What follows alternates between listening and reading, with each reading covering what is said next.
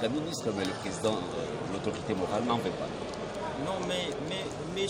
Mikaï Maboulouki, à son état, comme responsable du PT, il a été déjà chassé à la FDCA par le père, le président des partis politiques membres du regroupement, qui l'ont chassé. Et nous avions notifié le régulateur de partis politiques qui est le ministère de l'Intérieur. Il a été notifié. Steve Mikaï ne fait pas partie du regroupement politique à FDCA, officiellement. Même les journaux officiels connaissent que le PT n'est pas un parti qui fait partie des partis politiques membres du regroupement. Par la clémence, par la bonté de cœur du professeur Batim Kobo, qui est le président statutaire et autorité morale du regroupement, il l'a réussi en tant qu'acteur politique. Mais Steve Mikaï n'a pas un droit de revendiquer ou de réclamer un poste ministériel dès lors que son Excellence, Monsieur le Premier ministre, avait bien dit s'il faut avoir un poste ministériel, il faut avoir 8 députés. Est-ce que M. Steve Mikaï a fait 8 députés? M. Steve Mikaï n'a même pas un député. 10 députés.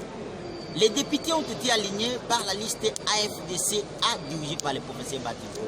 Les PT en soi n'a pas de députés. Il faut qu'on soit clair. Et Steve Mikaï n'a pas le droit de réclamer un poste ministériel pour les comptes de TP de lors qu'il a été chassé de la FDCA et il a moins de 6 députés nationaux. Donc, mes arguments sont solides et bien fondés. Il n'a pas certains arguments qui sont au-delà de ce que je viens d'évoquer ici. Et vous ne trouverez nulle part ailleurs que le PT a aligné des candidats. Vous ne trouverez nulle part ailleurs que le PT a des députés nationaux.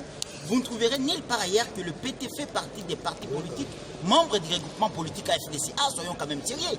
En plus, M. Steve Mikaï, avec ses arrogances, il écrit un français à peu près approximatif, avec sa correspondance qu'il a rédigée au chef de l'État, au Premier ministre, qu'il a réservé copie à l'informateur. Le fond et la forme ne respectent pas les principes du droit administratif. Steve Mikaï a des insuffisances intellectuelles. Il n'a pas une leçon à donner aux professeurs, ni à ses communicateurs. Il doit se référer à la décision, à l'unanimité des présidents des partis politiques membres du regroupement qui l'ont chassé du regroupement politique AFDCA. Donc, il doit avoir du respect, du réserve de retenue à la grande personnalité du professeur Modeste Batim. Voilà. Merci. Sans ignorer que le professeur Batim Kobo, sénateur à son état, il a été élu comme président du Sénat.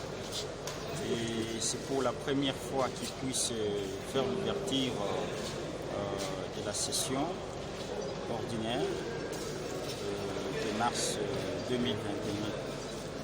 Je pense que vous étiez aussi au courant de certaines réalités qui fait le tour des réseaux sociaux et des médias au sujet d'une dette de 14 millions de dollars qui était obligé de l'inquiétude du professeur à son qualité du président du Sénat, parce qu'on se demande comment et par quels moyens ses prédécesseurs ont pu endetter 14 millions de dollars.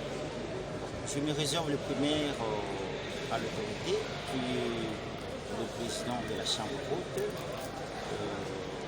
Il a le dessus des cartes, comme il avait promis de redorer l'image de l'État et de redorer l'image du Sénat. Il va d'abord commencer à rétablir l'autorité de l'État au sein du Sénat et après s'en suivra la vision du chef de l'État. Voilà pourquoi il a été chez le chef de l'État pour lui expliquer les problématiques et la préoccupation qu'il a inquiété pour la dette de 14 millions de dollars avait endetté ses prédécesseurs. Voilà. Oui, l'occasion faisant les Laurents, parce que pour ne pas vous prendre beaucoup